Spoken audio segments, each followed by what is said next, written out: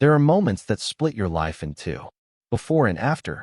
I used to think they were dramatic things, deaths, accidents, declarations of love shouted in the rain. I never imagined mine would happen at a backyard party on a Tuesday evening in June, with cheap string lights casting everything in amber and the smell of grilled burgers still hanging in the air. The party was winding down the way summer parties do when you're almost 30 and everyone has work the next morning. Most people had already left, taking their laughter and their energy with them. What remained was the comfortable exhaustion of good friends who had nowhere else to be. I sat on a weathered picnic bench beside Levi, our knees almost touching, both of us pleasantly drunk on warm beer and the kind of contentment that comes from doing absolutely nothing important. Levi had been my best friend since we were 13. 16 years of shared secrets and stupid jokes, and the kind of easy companionship that most people spend their whole lives searching for. He was everything I wasn't, confident where I was cautious, quick to laugh where I preferred to listen, the kind of person who could walk into any room and make it feel like home. Sitting there in the fading light, watching him pick at the label on his beer bottle, I felt the familiar comfort of knowing someone so completely that their presence had become part of my own rhythm. That's when Marcus, our host, looked over at us with the glazed grin of someone who'd had just enough to drink to think he was being clever. He said something about how close we always sat, how we were practically joined at the hip.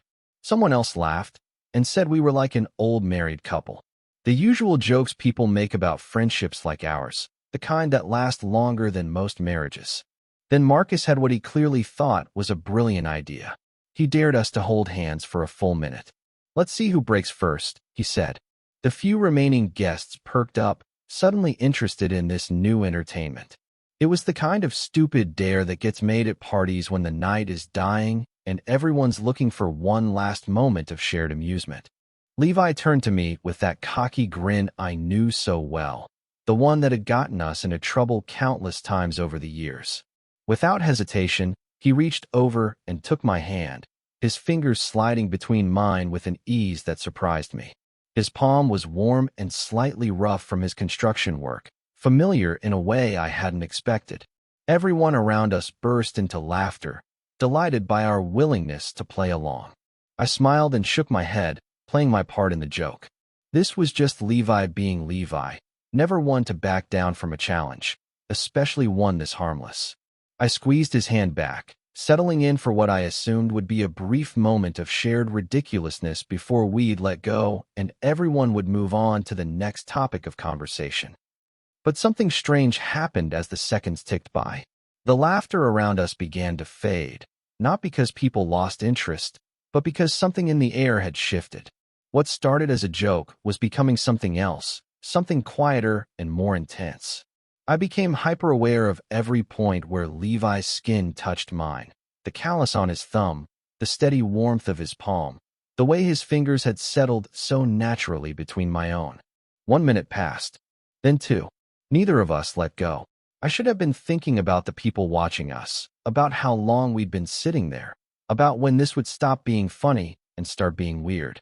Instead, I found myself thinking about how right this felt, how my hand fit in as like it had been designed for exactly this purpose. The thought scared me more than I wanted to admit. When I finally started to loosen my grip, ready to break the spell and return us both to safer ground, Levi held on. Just for a second longer than necessary, just long enough for me to notice. And then he looked at me, really looked at me, with an expression I'd never seen before. It wasn't the easy familiarity of 16 years of friendship. It was something deeper, something searching, like he was trying to read an answer in my face to a question he hadn't yet learned how to ask. The moment lasted maybe 3 seconds. Then he blinked, released my hand, and laughed it off with everyone else. But I could still feel the ghost of his touch, still see that look in my peripheral vision even as he turned away to grab another beer. No one mentioned it after that. The conversation moved on to other things, and eventually we all said our goodbyes and headed home.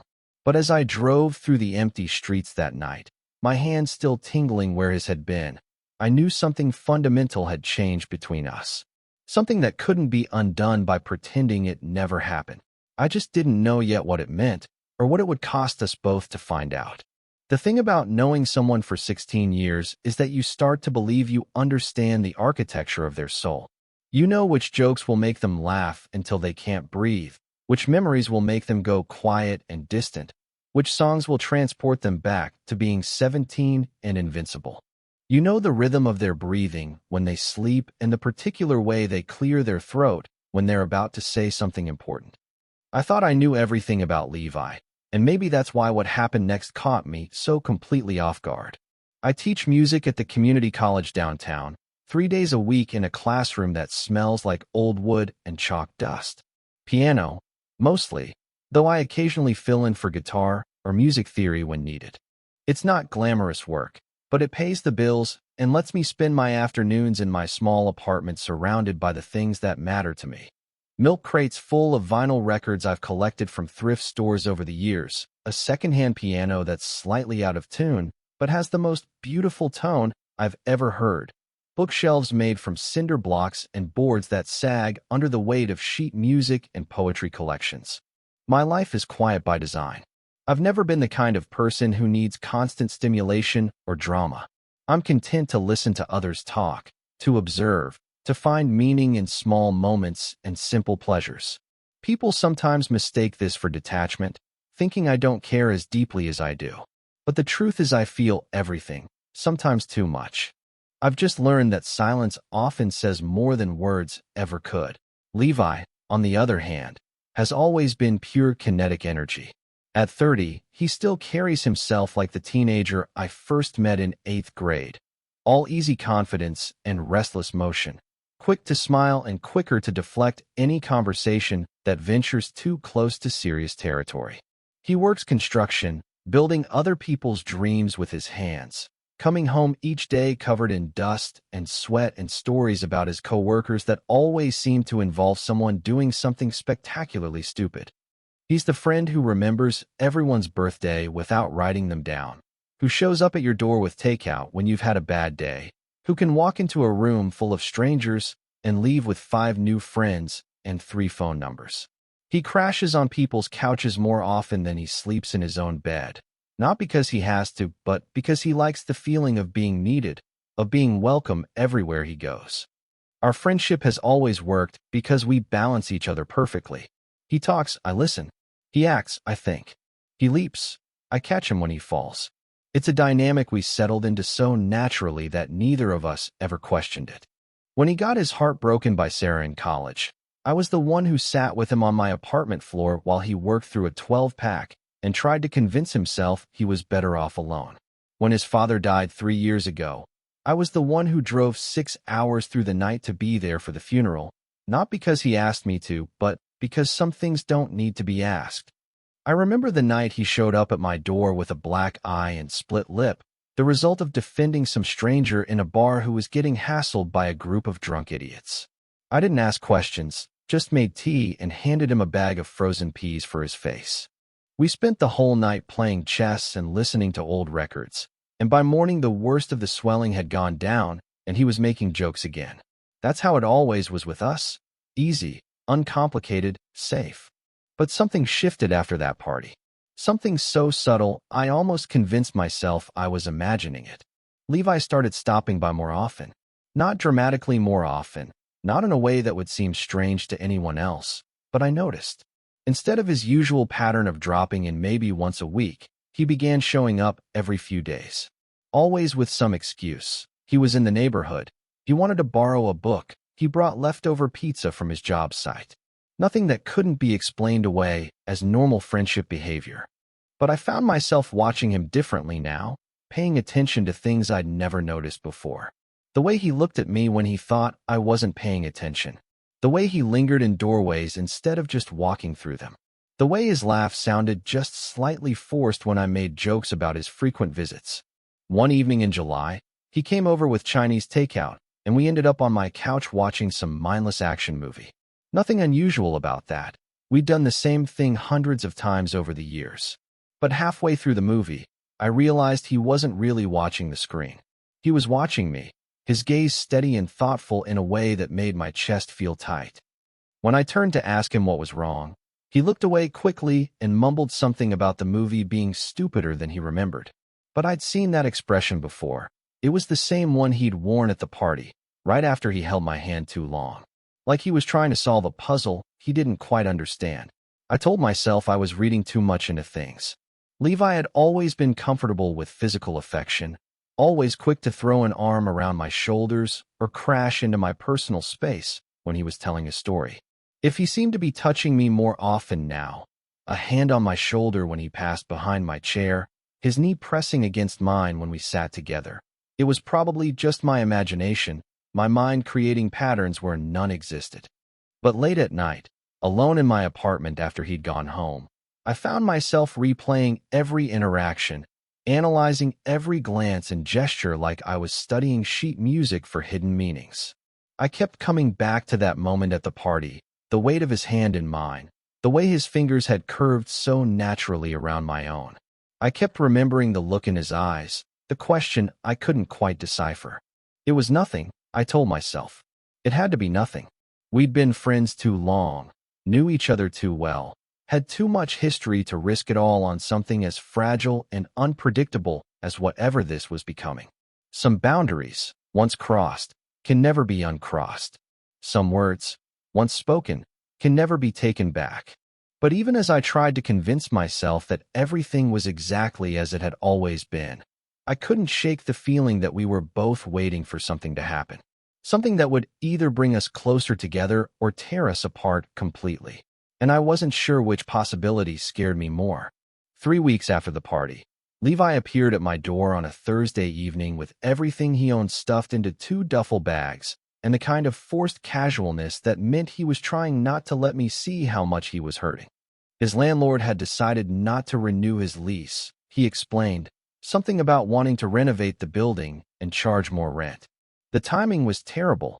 He had a lead on a new place, but couldn't move in for a couple of weeks.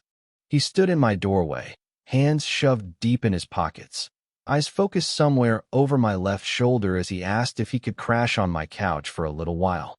I stepped aside and let him in without hesitation. I'd always been the kind of person who opened doors before people finished knocking, who said yes before fully understanding what I was agreeing to, especially when it came to Levi. In 16 years of friendship, I'd never once told him no when he needed something, and I wasn't about to start now. He dropped his bags by the couch and immediately began apologizing, promising he'd be the perfect house guest, that I wouldn't even know he was there. I told him to stop being ridiculous and helped him clear some space in my closet for his clothes. The whole interaction felt perfectly normal, exactly the kind of thing we'd done for each other countless times over the years. Except this time, something was different. This time, every casual touch as we moved around each other in the small space felt charged with electricity.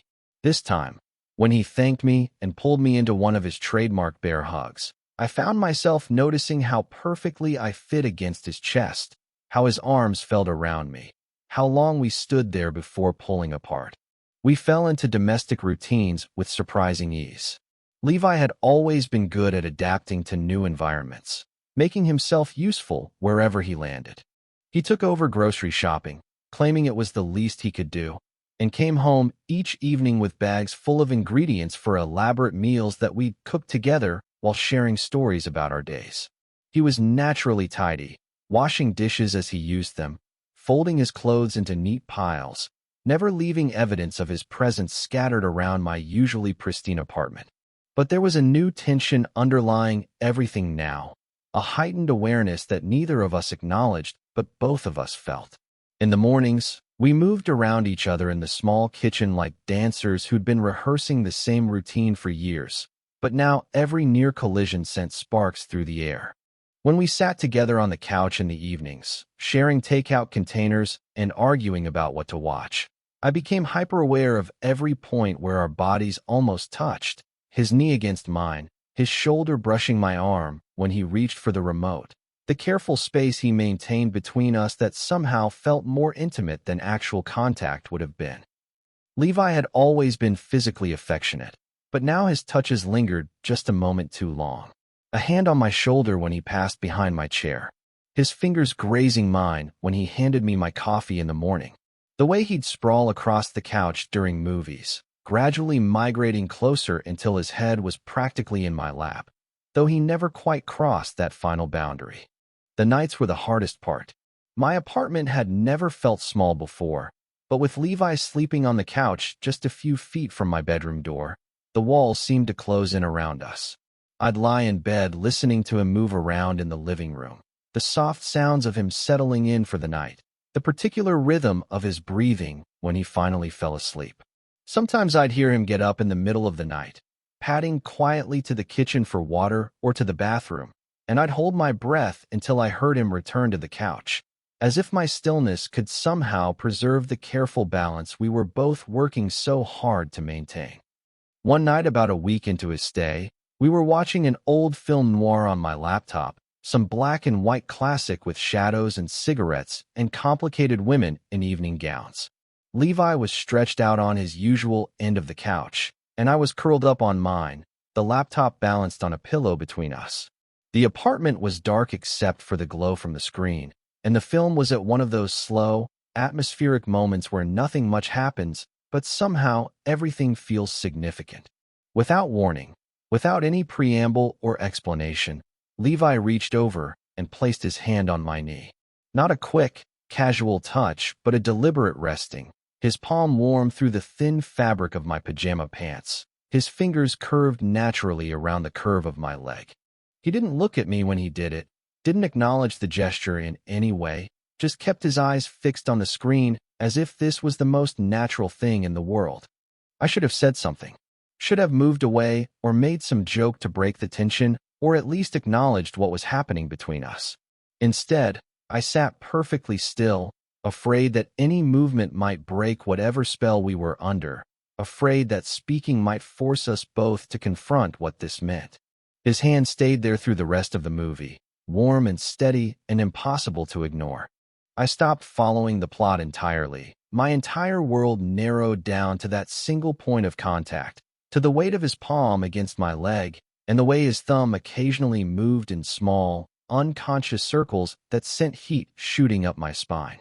When the credits rolled, he finally lifted his hand and stretched, making some comment about how they didn't make movies like that anymore. His voice sounded carefully casual, but I caught the slight tremor in it, the way he cleared his throat afterward like he was trying to steady himself. That night, instead of settling onto the couch as usual, he lingered in the living room for a long moment before appearing in my bedroom doorway. The couch was hurting his back, he said with a shrug that was meant to look nonchalant but didn't quite manage it. Would I mind if he slept in the bed instead? Just for tonight. I moved over to make room for him, my heart hammering against my ribs as he slipped under the covers beside me.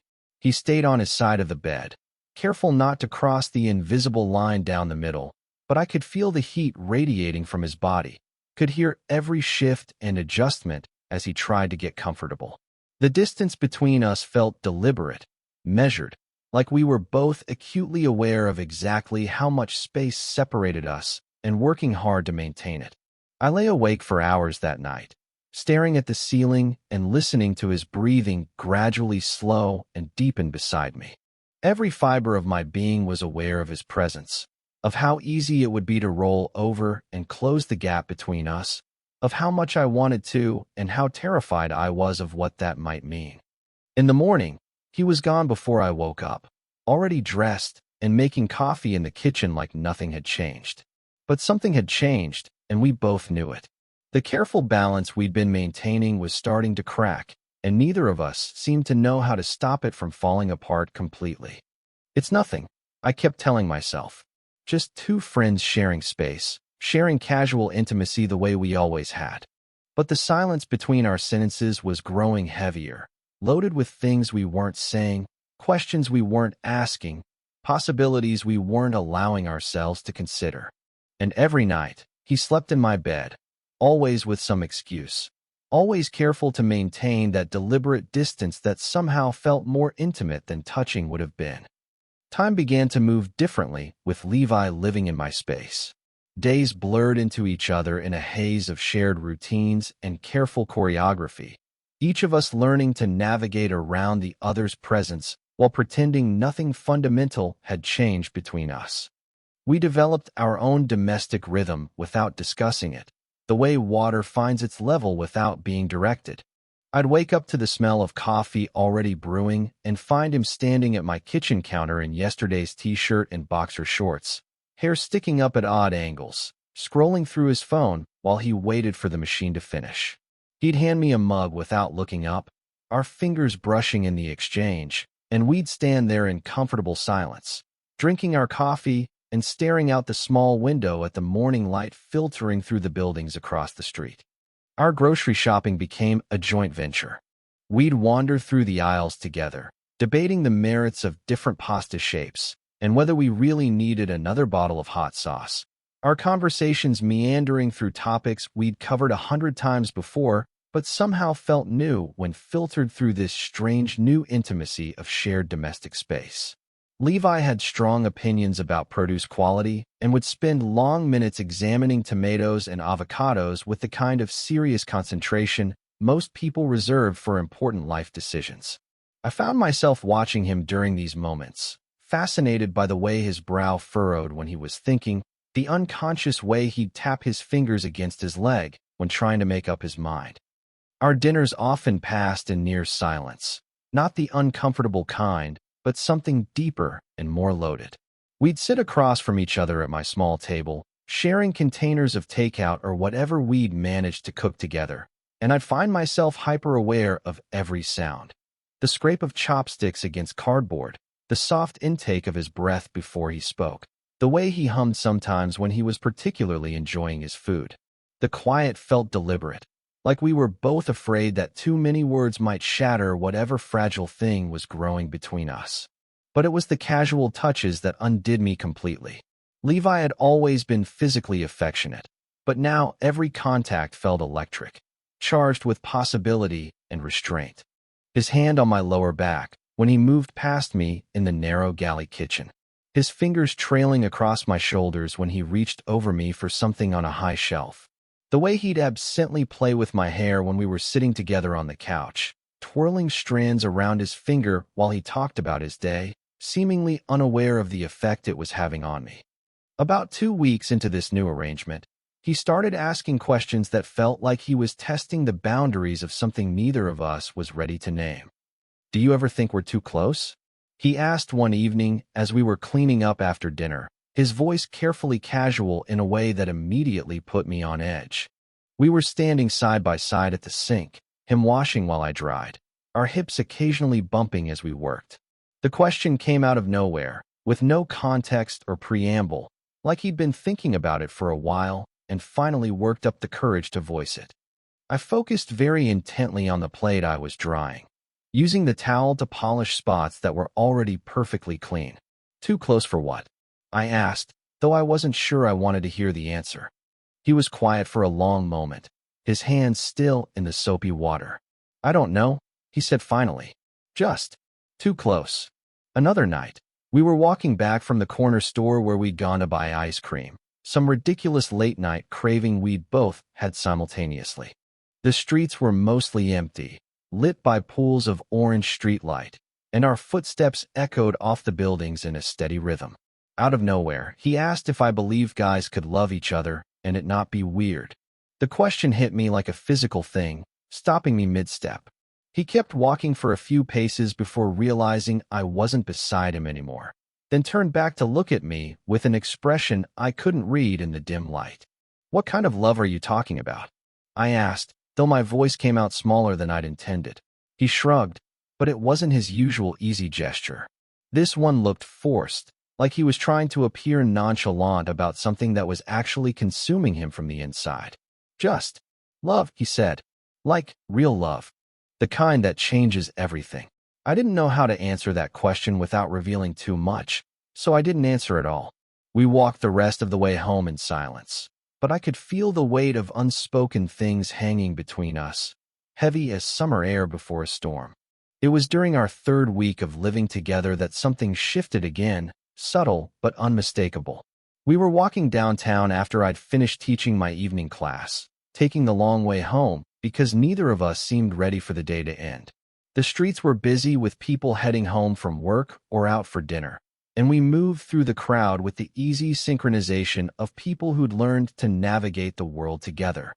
We passed a street corner where a young woman was playing violin, her case open at her feet, with a modest collection of bills and coins scattered across the faded velvet lining. She was playing something classical and melancholy, something that spoke of loss and longing in a language older than words. The music seemed to reach inside my chest and twist something there, and I found myself stopping without conscious decision, drawn to the beauty of it in a way I couldn't explain. I stood there listening, lost in the melody, feeling the music wash over me like water. It wasn't until the song ended and I started to applaud that I realized Levi hadn't been listening at all. He'd been watching me, studying my face with that same intense expression I'd seen at the party all those weeks ago, like he was trying to memorize something important. When I asked him what he was looking at, he just smiled and shook his head. "Nothing," he said. "Just you." That night, we ended up on the floor of my living room, surrounded by stacks of vinyl records that we'd pulled out for no particular reason other than the desire to hear something that matched the strange mood we were both in. We'd been drinking wine and talking about music, about the difference between hearing something and really listening to it, about how certain songs could transport you back to specific moments in your life with startling clarity. Levi had been telling me about a concert he'd gone to in college. Some band I'd never heard of that had apparently changed his entire understanding of what music could do. He was gesturing with his wine glass as he talked, his eyes bright with the memory, and I found myself getting lost in the animation of his face, the way his whole body became part of the story he was telling. Somewhere in the middle of his story, he shifted positions and ended up resting his head against my shoulder. It wasn't a dramatic gesture, just a natural settling, like he'd found the most comfortable spot in the room and decided to claim it. But the weight of him against me sent heat radiating through my entire body, and I had to concentrate very hard on keeping my breathing steady. We stayed like that as the record played, his head heavy and warm against my shoulder, his hair tickling my neck. The music washed over us in waves, something soft and instrumental that seemed designed for moments exactly like this one. And I felt more content than I had in years. More content and more terrified, because I knew this couldn't last. Whatever this was, wherever it was leading, it couldn't continue indefinitely without one of us finally saying something that would force us both to confront what was happening between us. As if he'd been reading my thoughts, Levi spoke without lifting his head from my shoulder. "I don't want things to change," he said, his voice barely above a whisper. The words hung in the air between us, loaded with meaning and fear and a dozen different kinds of longing. I felt my chest tighten around them, felt the weight of everything we weren't saying pressed down on us like a physical thing. "They already have," I said quietly, the words coming out before I could stop them. He lifted his head then and looked at me, really looked at me, and for a moment I thought he might say something that would change everything between us forever. His lips parted slightly, like he was about to speak, and I held my breath waiting for whatever words were about to reshape our entire world. But instead, he smiled, that easy, familiar smile that I'd been seeing since we were 13, and reached for his wine glass. "Yeah," he said, his voice deliberately light. "I guess you're right." And just like that, the moment passed. We spent the rest of the evening listening to records and carefully avoiding any topic that might lead us back to that precipice we'd both just stepped away from. But I couldn't forget the weight of his head on my shoulder, couldn't stop thinking about the way he'd looked at me in that moment before he decided to retreat back to safer ground. We were getting closer to something neither of us was ready to name, circling around it like planets around a star, held in orbit by forces we didn't fully understand. Each day brought us a little closer, each shared moment another step toward whatever was waiting for us on the other side of all this careful restraint. But we weren't there yet. We weren't ready yet. So we continued our careful dance of almosts and near misses, of questions asked and not answered, of touches that lingered just long enough to mean something without meaning everything. Not yet, but soon. The wedding invitation arrived on a Thursday morning in late August, cream-colored cardstock with elegant script announcing the marriage of two people we'd known since college. Marcus and Jennifer, finally tying the knot after 8 years of on and off dating that had provided endless entertainment for their friend group. The ceremony was scheduled for a Saturday afternoon at some vineyard an hour outside the city, the kind of picture-perfect venue that looked like something out of a magazine. Levi found the invitation propped against the coffee maker where I'd left it and read it over while he drank his morning coffee. "We should go," he said, as if there had ever been any question. "These things are always more fun when you have someone to make fun of the bad dancing with." I agreed without thinking much about it. We'd been to plenty of weddings together over the years, had perfected our roles as the amusing single friends who could be counted on to give heartfelt toasts and stay late enough to help clean up. It never occurred to me that this wedding might be different, that the careful balance we'd been maintaining for weeks might not survive being tested in public, surrounded by celebration and open bars and all the romantic mythology that weddings seem to generate. The morning of the ceremony, I stood in front of my bathroom mirror trying to tie my tie and failing spectacularly. My hands were shaking for reasons I couldn't quite name, and the simple task that I performed hundreds of times seemed suddenly impossible. Levi appeared behind me in the mirror, already dressed in his dark suit, looking better than anyone had a right to look at 10 in the morning. "Here, let me," he said, his fingers brushing mine aside as he took over the tie. He stepped closer, close enough that I could smell his cologne and see the small scar above his left eyebrow that he'd gotten falling off his bike when we were 15. His hands worked with practiced efficiency, but I found myself focusing on his face instead of what he was doing, on the small furrow of concentration between his eyebrows, on the way his lips pressed together slightly when he was thinking. "There," he said when he'd finished, his hands lingering on my chest for just a moment longer than necessary. "You clean up pretty well." The wedding itself was exactly what I'd expected, beautiful and slightly overdone, with too many flowers and a string quartet that played all the predictable choices. We sat together in the back row, close enough to see everything but far enough away to make quiet commentary without being overheard. Levi kept up a steady stream of whispered observations throughout the ceremony, and I found myself laughing despite the strange nervousness that had been building in my chest all morning. It was during the reception that everything began to unravel. The vineyard had been transformed into something out of a fairy tale, with white lights strung through the trees and tables scattered across the lawn overlooking rows of grapevines that stretched toward the horizon. The bar was generous, the music was good, and everyone seemed determined to celebrate as hard as humanly possible. Levi and I found our assigned table and settled in for what I assumed would be a pleasant evening of good food and familiar company. But something was different about Levi that night. He seemed restless, distracted, his usual easy charm taking on a manic quality that I'd never seen before.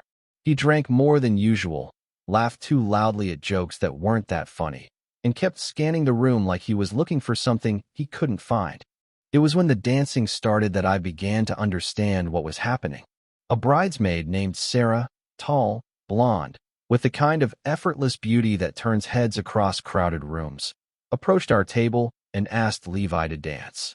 She'd been eyeing him all evening, and he'd been eyeing her back, though I'd been trying very hard not to notice. I watched him stand and offer her his arm with that easy smile that had been charming people since we were teenagers, and something cold and sharp twisted in my stomach.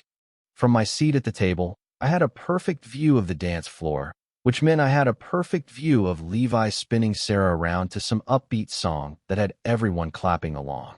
She laughed at something he said, throwing her head back in a way that made her hair catch the light, and I felt that cold feeling in my stomach spread outward until it reached my fingertips. This was nothing new.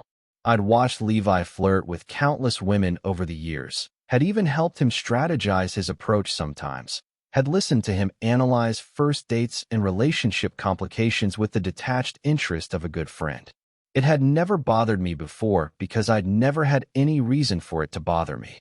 But watching him now, seeing the way he looked at her, the way his hand rested on her lower back as they swayed to a slower song, I finally understood what this feeling was. Jealousy, pure and simple, but not the kind I'd expected. This wasn't the jealousy of a friend who felt left out. This was something deeper and more dangerous, something that tasted like possession and longing, and the sudden terrible realization that I wanted to be the one in his arms. I made it through 3 more songs before I couldn't stand it anymore. I got up from the table and walked straight to the bar, where I ordered a whiskey and drank it faster than I should have, then ordered another. The alcohol burned going down, but did nothing to ease the tight feeling in my chest or stop my eyes from tracking Levi's movements across the dance floor. By the time he finally returned to our table, flushed and laughing and looking more alive than I'd seen him in weeks, I was well on my way to drunk. He slid into his chair beside me and immediately launched into a recap of his conversation with Sarah, telling me about her job and her apartment and her weekend plans with the kind of enthusiasm that made it clear he was genuinely interested. I nodded and made appropriate responses, but every word felt like a small knife twisting in my chest. When he excused himself to go find her again, claiming he'd promised her another dance, I ordered another whiskey and seriously considered calling a taxi to take me home. The evening dragged on in a haze of forced smiles and alcohol, and the particular kind of loneliness that comes from being surrounded by happy people when you feel like you're falling apart. I watched Levi charm half the wedding party, watched him collect phone numbers and make plans for drinks next weekend, watched him be the version of himself that everyone else got to see while I sat alone at our table and tried to understand when everything had changed. By the time the reception wound down, most of the other guests had either left or moved inside to continue drinking. I found myself sitting on a bench at the edge of the vineyard, looking out over the dark rows of grapevines and trying to remember how to breathe normally. The cool night air felt good against my flushed face, but it did nothing to clear the fog in my head or ease the weight that had settled in my chest. That's where Levi found me 20 minutes later, tie loosened and jacket slung over his arm, looking slightly out of breath like he'd been searching for me. "There you are," he said, settling onto the bench beside me. "I've been looking everywhere. You okay?" I turned to look at him, this person I'd known for more than half my life, this person whose presence had become as essential to me as breathing, and felt something crack open inside my chest. Maybe it was the alcohol, or maybe it was the weight of all those weeks of careful pretending, or maybe it was just the simple impossibility of sitting so close to him while pretending I didn't want things I'd never let myself want. "You always know what to say," I told him, the words coming out slightly slurred but surprisingly steady, "even when it's not true." He frowned, leaning closer like he was trying to read my expression in the dim light. "What do you mean?" I stared out at the vineyard, at the neat rows disappearing into darkness, and felt all those carefully constructed walls I'd been building finally crumble. The words came out before I could stop them, before I could think about consequences or what they might cost us both. "I think I've loved you for longer than I've let myself know." The silence that followed was complete and terrible. I could hear the distant sound of music from inside the venue, could hear the soft rustle of wine through the grapevines. But between us there was nothing but the weight of what I'd just said hanging in the air like a challenge. When I finally found the courage to look at him, his face was pale in the moonlight, his eyes wide with something I couldn't identify. "Don't say that," he said quietly, his voice rough around the edges. "What?" He was quiet for a long moment, staring down at his hands folded in his lap. "Because I don't know what to do with it." The honesty of it hit me harder than anger would have. There was no rejection in his voice, no disgust or surprise, just a kind of helpless confusion that somehow made everything worse. We didn't speak during the ride home. Levi drove while I stared out the passenger window, watching the dark countryside give way to streetlights and familiar buildings. The silence between us felt different now, not loaded with possibility, but heavy with the weight of things that couldn't be taken back. When we reached my apartment, I went straight to my bedroom and closed the door behind me. I could hear Levi moving around in the living room, could hear the rustle of sheets as he made up the couch that he hadn't slept on in weeks. I lay in my empty bed staring at the ceiling, listening to the sounds of him settling in for the night, just a few feet away, but feeling like there were miles between us. I'd said the thing we'd both been circling around for weeks, had finally given voice to what had been growing between us in all those careful moments and loaded silences. And now I had to live with the consequences of that truth, whatever they turned out to be.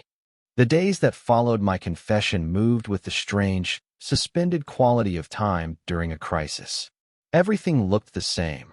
The same apartment, the same furniture, the same morning light filtering through the kitchen window. But underneath it all, something fundamental had shifted. We were both still there, still occupying the same space, still going through the motions of our shared routines, but we moved around each other like ghosts now, careful not to make contact, careful not to acknowledge what had been said. Levi avoided looking at me directly. I'd catch glimpses of him in my peripheral vision, making coffee in the morning, folding laundry on the couch, standing at the bathroom sink brushing his teeth. But whenever I turned to face him fully, he'd find somewhere else to direct his attention. A book on the table, something outside the window, his phone, which he'd suddenly become fascinated with checking every few minutes. I threw myself into activity, anything to fill the silence that had grown between us. I cooked elaborate meals that we ate in stilted quiet, cleaned things that didn't need cleaning, reorganized my record collection twice. I graded papers with obsessive thoroughness and planned lessons for classes that were still weeks away. Anything to avoid sitting still, to avoid thinking about the weight of what I'd said and what his non-response might mean. But even in all that forced busyness, I was hyper-aware of his every movement. The careful way he timed his showers so we wouldn't accidentally run into each other in the hallway. How he started going to bed earlier, claiming exhaustion from work, though I could hear him shifting restlessly on the couch for hours. The way he'd begun making excuses to stay out later, drinks with coworkers, errands that seemed to take much longer than they should have. We were performing an elaborate dance of avoidance, but the apartment was too small for it to work indefinitely. Our paths crossed dozens of times each day, in the narrow kitchen, waiting for the bathroom, reaching for the same cabinet. Each accidental brush of shoulders or momentary eye contact felt loaded with everything we weren't saying. 3 days passed like this, then 4. By the 5th day, the tension had become unbearable, thick enough to choke on. I found myself jumping at small sounds, my nerves frayed from the constant effort of pretending everything was normal when everything was clearly, catastrophically not normal. That evening, I was standing at the stove making dinner. Pasta with the simple tomato sauce that had been one of the first things I'd learned to cook, when I heard him come through the front door. His footsteps paused in the living room, and I could picture him standing there, probably debating whether to come into the kitchen or retreat to some other part of the apartment. The footsteps approached, and I felt my shoulders tense involuntarily. He appeared in my peripheral vision, moving carefully to the refrigerator to get a beer, his movements deliberate and quiet like he was trying not to disturb something fragile. That's when I finally broke. "Say something," I said without turning around, my voice cutting through the careful silence we'd been maintaining. "Anything." The refrigerator door closed with a soft click, but he didn't respond immediately. I could feel him standing there behind me, could practically hear him trying to figure out what to say or whether to say anything at all. I turned off the burner and faced him, no longer willing to pretend this wasn't happening. "We can't keep doing this," I said, living around each other like we're both made of glass. He was leaning against the counter, his beer unopened in his hands, looking anywhere but at me. "I don't know what you want me to say." The words came out flat, defeated, and I felt something sharp twist in my chest. "I want you to say something real," I told him. "I want you to acknowledge that I said something that mattered, even if you wish I hadn't said it." He finally looked at me then, and I saw something raw and frightened in his expression that I'd never seen before. "I don't know if I can be what you want," he said quietly. The confession hit me like a physical blow, but underneath the pain there was something else, relief, maybe, that we were finally talking about it directly instead of dancing around it. "I never asked you to be anything," I said, my voice steadier than I felt. "But you held my hand like it meant something. You slept in my bed and touched me like it meant something. You asked me about love and looked at me like you were searching for an answer to a question you couldn't ask." He stared at me for a long moment, his eyes wide and uncertain. When he finally spoke, his voice was barely above a whisper. It did mean something. The admission hung between us like a bridge we could either cross or burn down. I felt my heart hammering against my ribs, felt the weight of 16 years of friendship balanced against the possibility of something more, something different, something that could either save us both or destroy us completely. I took a step toward him, then another, closing the distance between us until I was close enough to see the conflict playing out across his face. We could figure it out, I said. Whatever this is, whatever it means, we could. He stepped back before I could finish, shaking his head. No, he said, and there was something final in his voice that made my chest tighten. No, we can't. He set his beer down on the counter, unopened, and walked toward the living room. I followed him, unwilling to let the conversation end like this, unwilling to let him retreat back into silence. Why not? I called after him. Because you're scared? Because it's complicated? Because people might think. He spun around to face me, and for the first time in days, he looked directly at me. Because I don't know what I am, he said, his voice raw. Because I've never felt this way about anyone before, and I don't know what that makes me. Because you're my best friend, and I can't lose you. But I don't know how to be anything else to you either. The honesty of it broke something open in my chest. I could see how much the confession had cost him, could see the fear and confusion written across every line of his face. You won't lose me, I said. But even as the words came out, I could hear how naive they sounded. How could I promise that when neither of us knew what came next? He looked at me for a long moment, his expression soft and sad and infinitely tired. Then he smiled, but it wasn't his usual easy smile. This one looked like it hurt. I need some air, he said. I'll be back later. He grabbed his jacket from the couch and headed for the door, leaving me standing in the middle of my living room feeling like the ground had shifted beneath my feet. The door closed behind him with a soft click that somehow sounded like an ending. I waited up for him that night, sitting on the couch with a book I couldn't focus on, checking my phone obsessively even though I knew he wouldn't call. Hours passed. Midnight came and went. I finally fell asleep on the couch sometime after 2, still fully dressed, still waiting.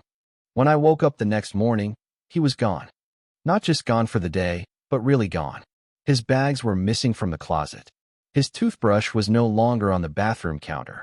The pillow and blanket he'd been using on the couch were folded neatly and stacked on the cushions, as if he'd never been there at all. On the kitchen counter, propped against the coffee maker where he knew I'd see it first thing, was a piece of paper torn from one of my notebooks. His handwriting, usually bold and messy, looked careful and deliberate. I wish I could love you the way you deserve, but I don't even know what I am. I read the note 3 times before the words really sank in. Then I folded it carefully and put it in the drawer with all the other things I couldn't quite bring myself to throw away. Concert tickets, old photos, the accumulated detritus of a friendship that had lasted more than half my life. The apartment felt impossibly large without him in it, every room echoing with his absence.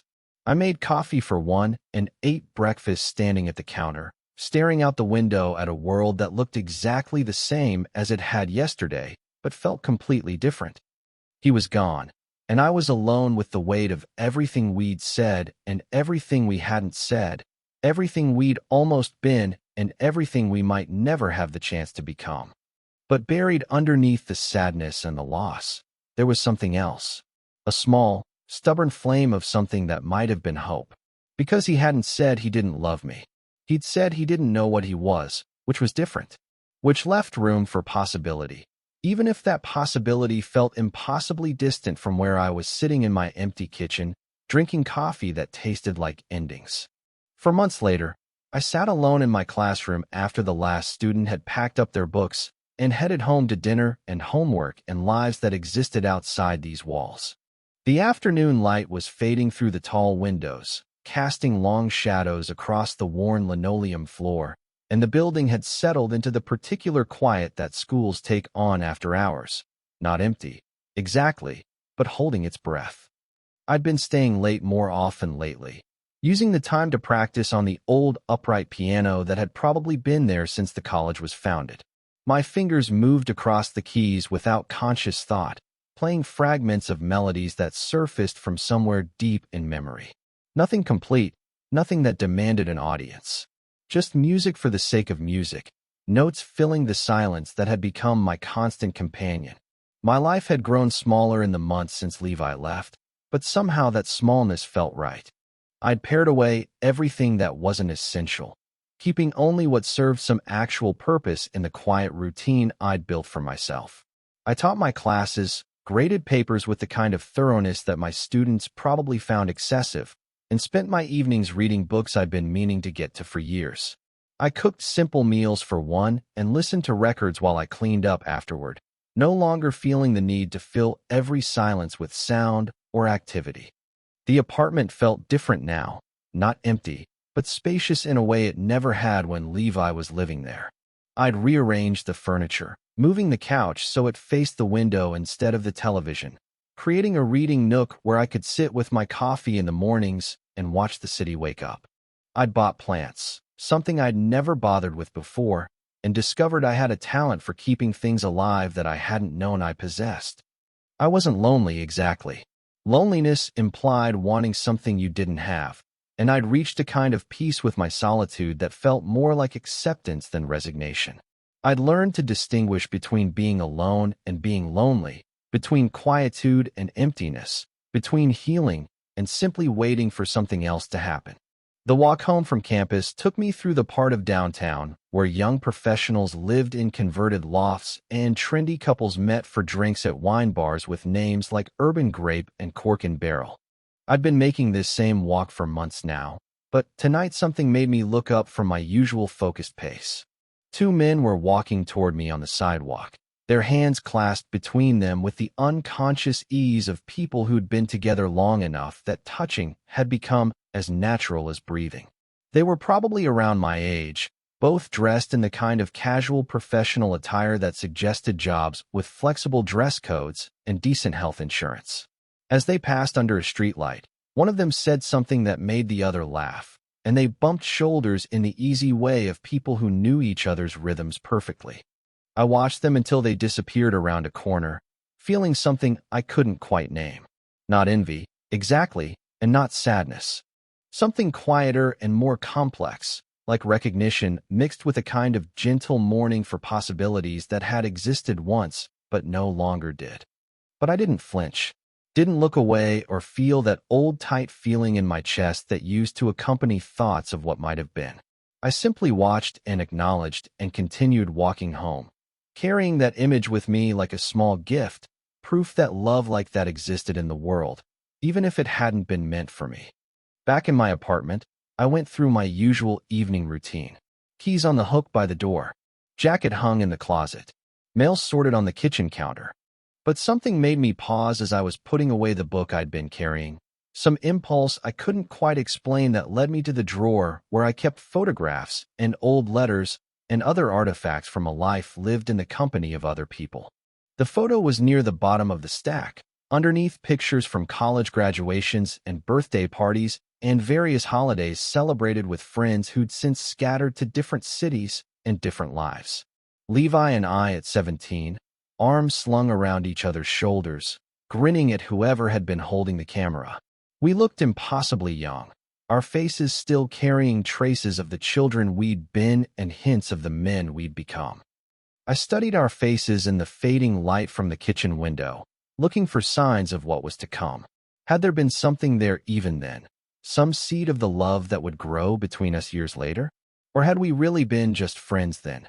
Two teenagers who'd found each other in the particular loneliness of adolescence and decided to face the world together. It didn't matter, I realized. Whatever had been there, whatever we'd meant to each other, it had been real. The love I'd felt for him, still felt for him, if I was being honest, had been real too, even if it couldn't survive the weight of everything it would have required from both of us to sustain it. I smiled at the photograph, a genuine smile free of the sharp edges that had characterized my memories of him in the weeks after he'd left. Then I placed it back in the drawer, not hidden, but simply kept safe with the other pieces of my history that I wasn't ready to display, but wasn't willing to discard either. The last thing I did before bed was fold the throw blanket I kept on the couch, the same one Levi had used during those weeks when he'd slept there instead of in my bed. I'd washed it countless times since he'd left, but somehow I could still catch faint traces of his presence in its fibers. The particular soap he used, the lingering warmth of someone else's dreams. For months, I'd avoided touching that blanket, had left it crumpled on the couch like a monument to everything we'd lost. But tonight, I picked it up and folded it carefully, smoothing out the wrinkles with the same attention I gave to everything else in my small, quiet life. This time, when the hand slipped from mine, when the connection was broken and the space between us became distance instead of possibility, I didn't wait for it to come back. I didn't spend my nights listening for footsteps that wouldn't come or checking my phone for messages that would never arrive. Instead, I learned to let go with intention, to release what couldn't be held with something approaching grace. I learned that love didn't always mean possession, that caring for someone sometimes meant accepting that you couldn't be what they needed, even if you wanted to be. I set the folded blanket on the back of the couch and turned off the lights, leaving my apartment in the gentle darkness that had become my preferred state of being. In the morning, there would be classes to teach and music to play and the quiet satisfaction of a life lived deliberately, without apology for its simplicity or explanation for its solitude. And if sometimes, in the spaces between sleep and waking, I still felt the ghost of fingers intertwined with mine, still heard the echo of a voice saying my name in the particular way that had made me feel known and chosen and loved, well, that was something I could carry without being carried away by it. Some hands are meant to be held forever. Others are meant to teach us what holding feels like, so we can recognize it when it comes to us in a different form, at a different time, with someone who's ready to hold on as tightly as we are. This time, I knew the difference.